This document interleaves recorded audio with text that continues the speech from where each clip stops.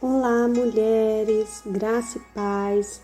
Aqui é a pastora Evelyn e hoje nós vamos estudar o capítulo de número 19 do Evangelho de João. Já estamos aí a 2 capítulos do final desse estudo. Eu tenho certeza que abençoou muito a sua vida. Então, como de costume, espero que você já tenha lido o capítulo hoje. Antes de você começar, leia o capítulo para você poder compreender melhor. Amém? Vamos orar? Pai, muito obrigada. Eu te agradeço pela vida desta mulher que está agora aí ouvindo este áudio, está com a sua Bíblia, está pronta para estudar mais um capítulo.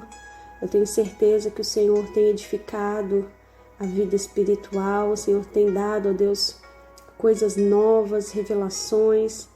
Tenho certeza que ela tem se levantado, tem despertado para viver um novo chamado, ó Deus, verdadeiro na sua vida, porque a tua palavra diz que o seu povo tem se perdido porque tem faltado conhecimento. Mas para nós que estamos nos levantando para estudar a tua palavra, nós cremos que nós não vamos nos perder, porque nós estamos conhecendo a verdade. O Senhor é a verdade através da tua palavra. Então, Senhor, eu te peço mais uma vez, abençoa a nossa vida, abençoa este momento. Nós apresentamos a ti esses minutos em que vamos estar aqui juntas estudando. Que teu Espírito repouse sobre nós, Senhor. É o que eu te peço em nome de Jesus. Bom, querida, capítulo de número 19, nós vamos falar sobre a condenação. Nós vamos começar falando sobre a condenação de Jesus, a crucificação, a morte e o sepultamento. Então aí é um versículo emocionalmente pesado, espiritualmente não, mas emocionalmente sim. Espiritualmente não, porque nós sabemos que através desse ato nós alcançamos a nossa redenção. Mas se nós conseguimos adentrar com profundidade nesses momentos, esses últimos momentos de Jesus, nós podemos compreender, tentar sentir um pouquinho do que ele sentiu. Então, realmente é algo que nos confronta. Tudo que ele esteve disposto a passar por amor a nós. Então, é algo que realmente nos faz rever muitas coisas, né? Então, vamos começar aqui, logo no início. O versículo 1 vai dizer que então Pilatos mandou açoitar Jesus. Então vamos falar um pouco sobre esse momento do açoite que Jesus passou.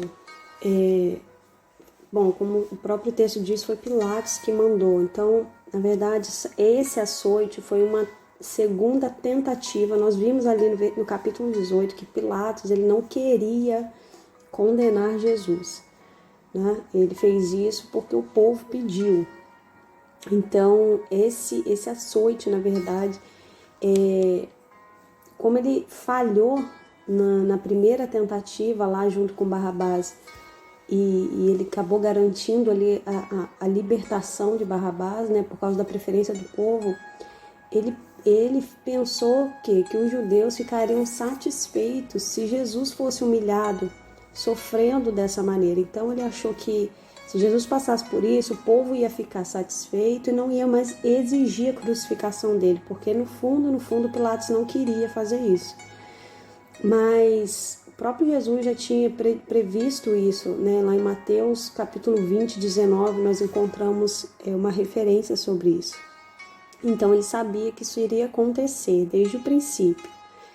E esse açoitamento romano, ele consistia dessa forma: a vítima ela era despida e presa em uma coluna, ou então ela se deitava sobre um tronco com as mãos atadas nesse tronco. Então ele ficava preso pelas mãos ou ela ficava em pé, presa em uma coluna ou curvada. Assim que aconteciam os açoites. E assim, com as mãos sempre atadas, sem a menor possibilidade de defesa, era algo extremamente cruel, violento e intensamente doloroso.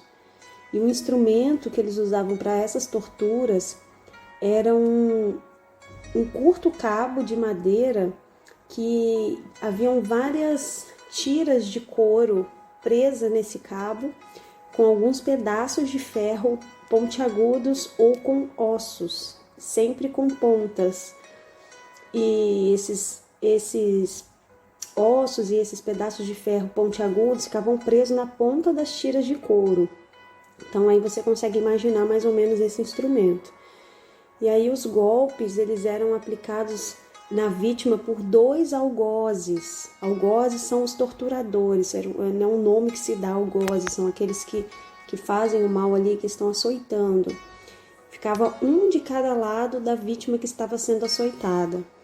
E esses cortes provocados por esse instrumento tão pequeno, mas tão violento, eles eram tão profundos que apareciam as veias das artérias, ou seja, a vítima estava ali amarrada,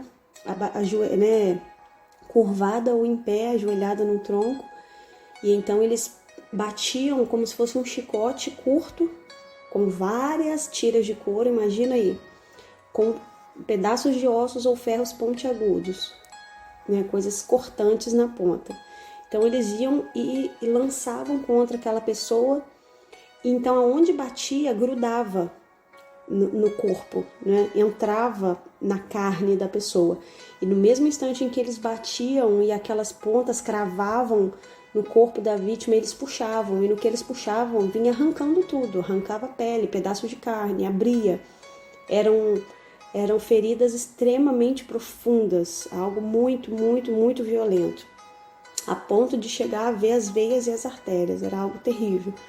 E esse processo desse açoite que Jesus passou, essa flagelação, ele era um ato de tortura pavoroso, era o pior castigo que alguém poderia receber naquela época, além da morte de cruz, porque não necessariamente alguém que era condenado à crucificação, ele teria que ser açoitado, não era dessa forma. Então Jesus, além de ter sido condenado à crucificação, ele foi submetido a essa sessão de terror, esse espancamento, esse flagelo, esse momento tão terrível. Então, esse fato dele ter passado por isso antes, de ele ser crucificado, porque as pessoas que eram condenadas à crucificação, como eu disse, não necessariamente eram espancadas. Só que eles eram obrigados a carregar a sua cruz. Eles que carregavam a cruz até o local da crucificação. Mas nós sabemos que Jesus ele não conseguiu carregar, ele precisou de ajuda para carregar. Então, o fato dele não ter conseguido levar a cruz dele deve com certeza ter sido por causa desse horrível sofrimento que é resultante desse castigo que ele sofreu antes. Então ele estava profundamente machucado, sangrando, com feridas abertas pelo seu corpo. Não sabemos quanto tempo durou essa sessão de espancamento, essa tortura, esse flagelo, mas certamente não foram alguns minutos, foram aí bastante tempo, horas talvez. Então, de fato, Jesus não poderia ter morrido se não fosse na cruz, mas qualquer outra pessoa no lugar dele teria morrido porque certamente não teria aguentado o tamanho da violência que foi esse flagelo, esse açoite que ele sofreu antes da crucificação. Bom, aqui no versículo 2 e 3, nós vemos que eles fizeram após esse castigo que Jesus passou, desse espancamento. Então, nós sabemos que eles fizeram aí uma coroa de espinhos, a famosa coroa de espinhos. Mas a simbologia dessa coroa nada mais era do que uma zombaria. Eles estavam debochando de Jesus, os soldados estavam zombando dele por causa da alegada realeza de Jesus, porque ele se apresentava como o rei, o rei dos judeus. Tanto que quando ele morre, lá na placa por cima da cruz estava ali, o rei dos judeus. Então eles estavam zombando dele realmente. Então eles fazem essa coroa de espinhos. E há quem pense que essa coroa fosse feita das folhas de tamareira. Porque as folhas de tamareira, elas tinham uma ponta muito afiada, como um espinho, na verdade.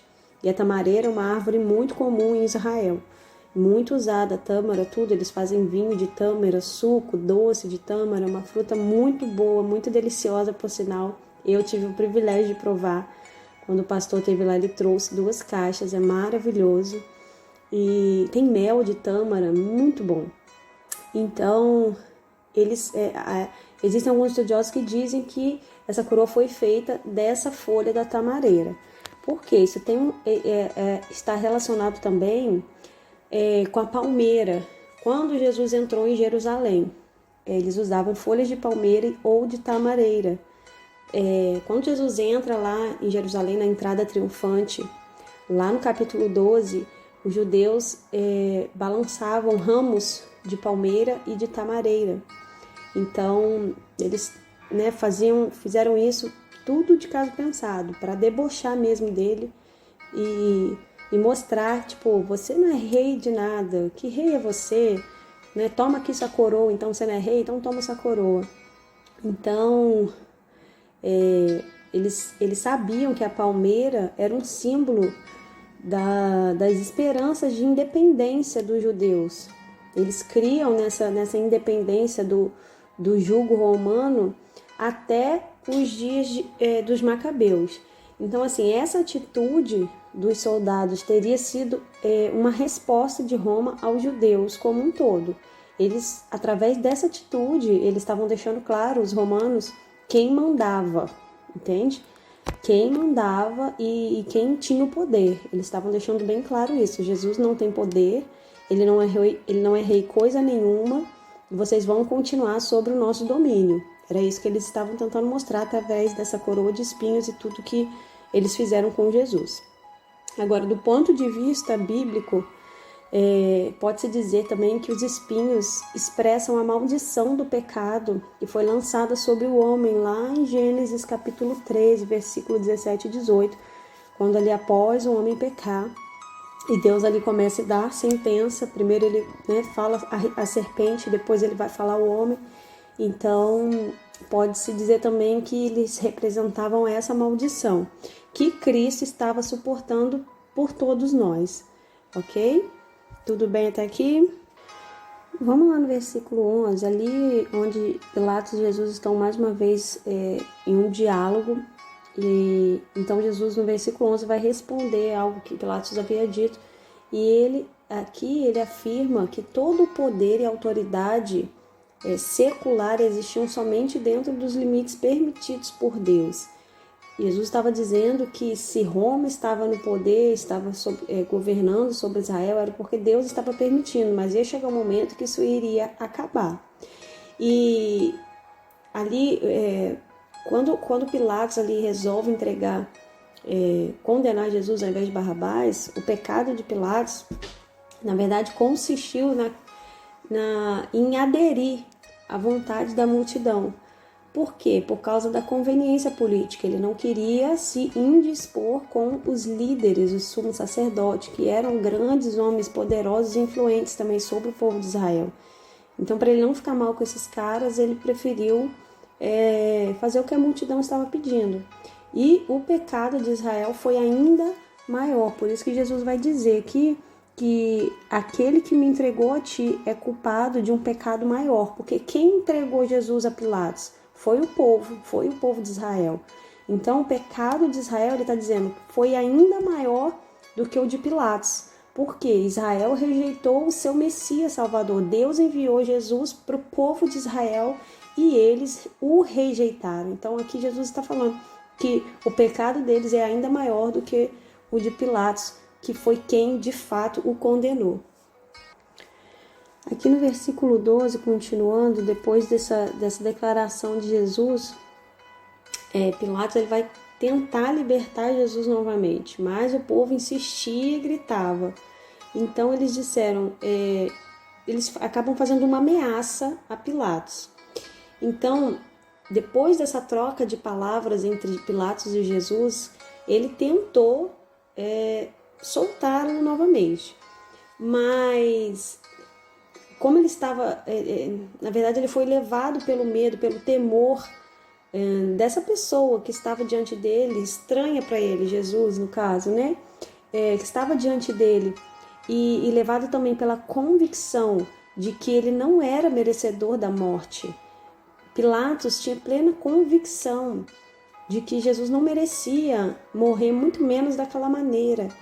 Então ele mais uma vez ele tenta soltar Jesus baseado nisso, nessa convicção que ele tinha dentro dele.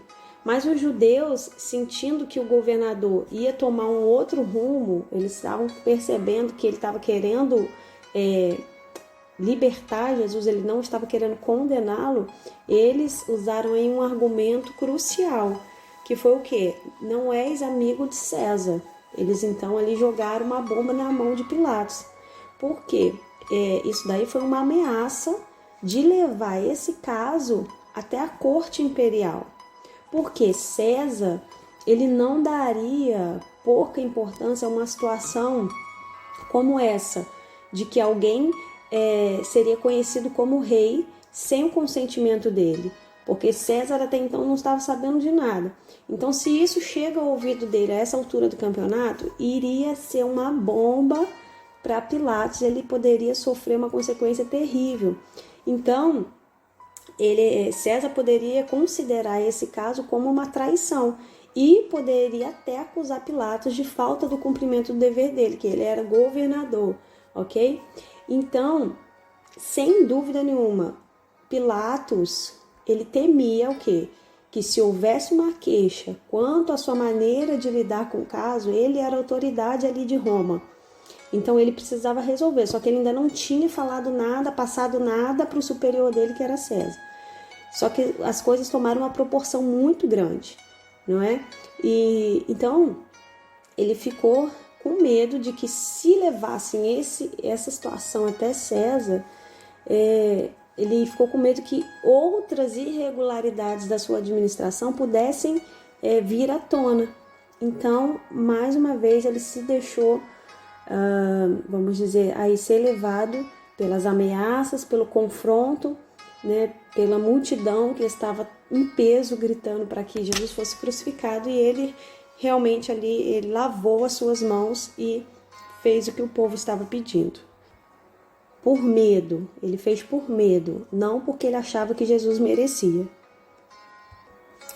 Vamos aqui no versículo 14, então está dizendo que era a preparação da Páscoa. Então, o momento do duplo sacrifício estava se aproximando porque já era meio-dia. Então, os cordeiros que seriam sacrificados para a Páscoa, os cordeiros pascais, estavam sendo preparados para o sacrifício, e o Cordeiro de Deus também foi sentenciado à morte, que era Jesus. E quando Pilatos disse assim, eis aqui o vosso rei, não se sabe o que levou Pilatos a fazer essa apresentação final, mas provavelmente ele aderiu ali ao pensamento dos outros para agradar o povo e os líderes judeus. Então provavelmente foi uma zombaria dirigida aos judeus, dizendo tal rei, tal povo, né? Porque os romanos eles se achavam superiores aos judeus. E foi providencialmente usado para quê? Para arrancar dos lábios dos judeus um repúdio completo da sua esperança messiânica.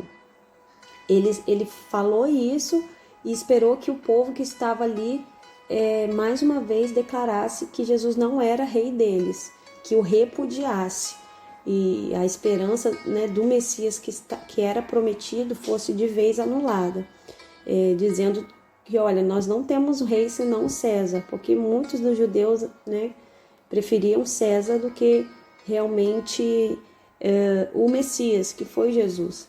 Então, se a linguagem humana significa algo, a própria soberania de Deus sobre a nação, ela foi repudiada. Porque se ali, nós costumamos dizer que a voz do povo é a voz de Deus, né? Tem um ditado assim.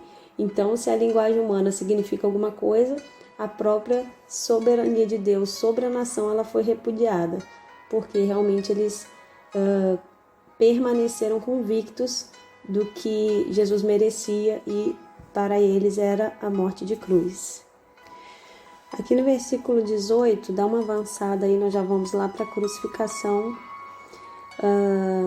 Bom, não dá aqui para eu entrar muito em detalhes sobre a crucificação em si, mas eu vou tentar falar um pouquinho rapidinho aqui para vocês. Bom, primeiro vou abrir um parêntese aqui, tá bom? Falar um pouquinho sobre como era essa crucificação. Na verdade, haviam alguns modelos de cruz. Nós sabemos que Jesus ele foi crucificado nessa cruz em formato de Y, que é, né, se você imagina um Y, os braços abertos, um T, perdão, os braços abertos e as pernas esticadas para baixo. Mas haviam outros modelos de cruz. O crucificado ele podia também ser crucificado em uma cruz que era só cruz simplex, o nome dela.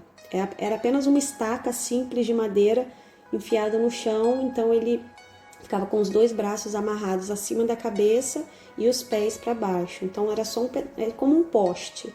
Né? Tinha uma outra cruz em forma de X, literalmente, então ficava com os braços e as pernas abertas como um X, e uma cruz em forma de Y, bem parecida com a que Jesus foi crucificado, mas um pouquinho mais, o braço ficava um pouco mais erguido para cima do que apenas aberto.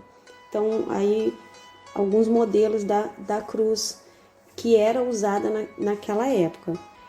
A cruz que era usada pelos romanos era cruz comissa, que é essa em formato de T, por isso que foi usada por Jesus, porque era a mais usada pelos romanos e ela era mais fácil de ser construída também. Não sei dizer o porquê, mas os estudiosos afirmam que era um motivo mais usado por isso, por ela ser um pouco mais fácil de ser construída e também como uma forma maior de tortura para quem era crucificado, pela posição que a pessoa ficava. Então você imagina que os caras eles eram maus, o negócio era fazer a pessoa sentir muita dor e sofrer demais. A intenção era essa. Então no ato da crucificação, a vítima ela era pendurada de braços abertos na cruz, amarrada, tá? Não era apenas com os cravos, os pregos, porque não sustentaria o peso do corpo humano.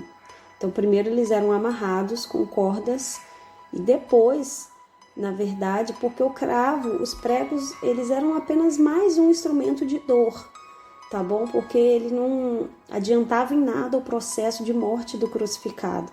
Era apenas mais um instrumento de tortura. Nem todos que eram crucificados tinham os pés e as mãos cravadas. Eles ficavam pendurados para eles morrerem. Como? Porque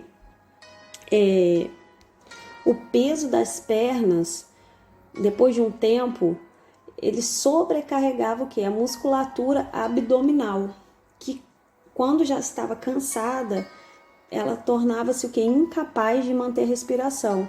Então, na verdade, o crucificado ele morria nada mais, nada menos do que por asfixia, ok? Então, Jesus, por isso que eu digo, era raro acontecer o que aconteceu com Jesus, raro. E quando acontecia, eles morriam no ato da tortura, porque ninguém aguentaria passar pelo que Jesus passou. Aquilo não era comum, mas Jesus não poderia ter morrido ali, entende? Então, além de tudo que ele passou, então ali ele é amarrado, não apenas amarrado, mas eles ainda fincam os cravos nos pés e nos punhos, tá? Não é na mão, são nos punhos, entre os dois ossos. Coloca a mão no seu punho aí agora, que você vai sentir que tem uma abertura no meio do seu punho. É exatamente nesse espaço molinho aí entre dois nervos que o cravo era fincado, tá bom? Então, depois de algumas horas, o peso sobrecarregava e a pessoa acabava morrendo por asfixia. Então, realmente era algo terrível. Vamos voltar então ali no versículo 18, que eu quis falar um pouquinho para vocês. Vamos aqui no versículo 18, está dizendo que Jesus foi crucificado no meio de dois outros ladrões. Então, Jesus ele estava no meio. Não é à toa, né? O seu lugar era de importância central até na sua morte. Não era à toa que Jesus estava ali. Isso também representava algo importante. É interessante porque você vai ver que um desses dois ladrões ele foi salvo.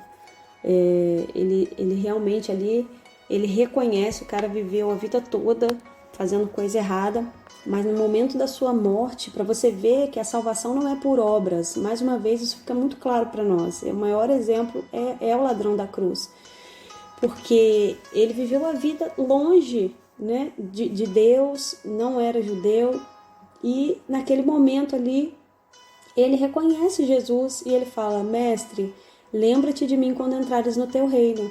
Então naquele momento Jesus fala o que para ele? Hoje mesmo estará comigo no paraíso, e ali ele morre. Já o outro não, o outro começa a falar: se você fosse realmente o Messias, desce daí, salva-te, salva você e a nós.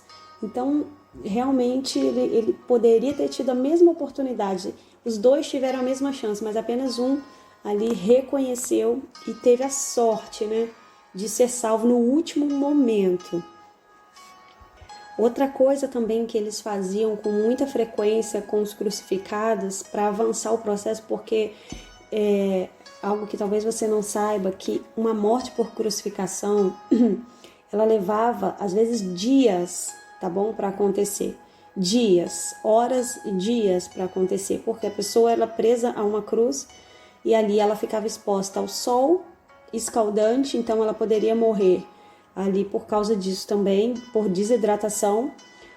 Ficava exposta ao frio intenso do deserto, então poderia morrer de hipotermia ou asfixia, que era mais comum, tá bom? E além disso, quando os soldados eles achavam que a pessoa estava demorando muito para morrer, o que eles faziam? Eles pegavam uma marreta mesmo, pensa numa marreta de ferro, né? E batiam, eles quebravam os ossos da perna do crucificado. Para quê? Para que ele morresse logo, porque aí ia quebrar aquele processo que eu falei, que o peso, né, não iria suportar, quebrando os ossos da perna, esse processo de asfixia acontecia mais rápido. Então, quando eles achavam que estava demorando, aí eles iam, quebravam a perna deles e eles morriam ali mais rapidamente.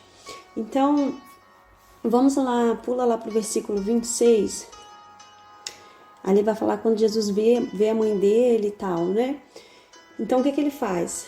Até durante a sua agonia da morte, Jesus ele é solícito para o bem-estar da sua mãe. Ele se preocupou com a sua mãe até o último momento. Então, Jesus ele faz o quê? Ele pede ao discípulo a quem ele amava, que é João, né? Que nós estamos estudando, para cuidar dela. Ele pede para João cuidar dela. E há indícios estudiosos que declaram, que afirmam que João só saiu de Jerusalém, de Israel, depois que Maria morreu. Ele ficou com ela até o dia da morte dela. Ele fez o que Jesus pediu. Ele realmente cuidou da mãe de Jesus. Então, cuidar dos familiares necessitados é um dever de todos nós, enquanto nós vivemos. Então, nós não podemos abandonar, porque muita gente às vezes pega aquele versículo, né? Então, vai unir o homem à sua mulher, serão a sua carne, sai da tua terra. A gente pega até a promessa que Deus fez para Abraão, sai da tua terra, da sua parentela. Mas isso não quer dizer que depois que você se casar, que você tiver a sua família, você vai abandonar os seus pais, você vai abandonar a sua família. Então isso é um dever também nosso, que é cuidar enquanto nós vivemos. Então aqui está a ênfase, né? Jesus deixa essa ênfase dessa responsabilidade dos filhos para com os pais, tá bom? Se você tem seus pais ainda vivos, é uma responsabilidade sua cuidar e amparar até o dia que Jesus chamá-los, né? E aí sim, você já não tem mais essa responsabilidade, mas até esse dia chegar, eles são nossa responsabilidade. Aqui no versículo 29, isso aconteceu porque Jesus teve sede, óbvio, né? E outra coisa também, tá? Jesus não morreu em 1, 2 horas, não. Ele foi crucificado por volta do meio-dia e ele morreu às 3 horas da tarde. Então ele ficou aí algumas horas pendurado na cruz, ainda agonizando, sofrendo ali, sentindo dores. Então ele sentiu sede e então ele pede água. E os guardas, né, eles fazem isso daí, eles pegam uma esponja, molham no vinagre e colocam lá na boca de Jesus. E isso aconteceu quando Jesus toma o vinagre, se cumpre a profecia que está em Salmos capítulo 69, verso 21, que diz assim: na minha sede me deram vinagre. Vamos aí ao 30 para nós encerrarmos esse capítulo. Então, depois que aconteceu isso, ele disse: está consumado. Então, ele curvou a cabeça e entregou o seu espírito. Aleluia! Jesus entregou o espírito. Não foi, eu já até disse isso em uma pregação uma vez, não foi o inferno que matou Jesus, não foram os soldados romanos que mataram Jesus. Ele se entregou. Isso é profundo demais. Foi ele que se entregou. Então, o sofrimento e a agonia de Jesus, ao prover, a nos proporcionar a redenção, da humanidade caída, tinha chegado ao fim nesse momento, e a sua obra de redenção foi consumada. Ele suportou o castigo dos nossos pecados e abriu o caminho da salvação para todas nós. Amém. Glória a Jesus. Será que você pode agradecer a Deus, agradecer ao Senhor agora por esse sacrifício que Ele fez por você?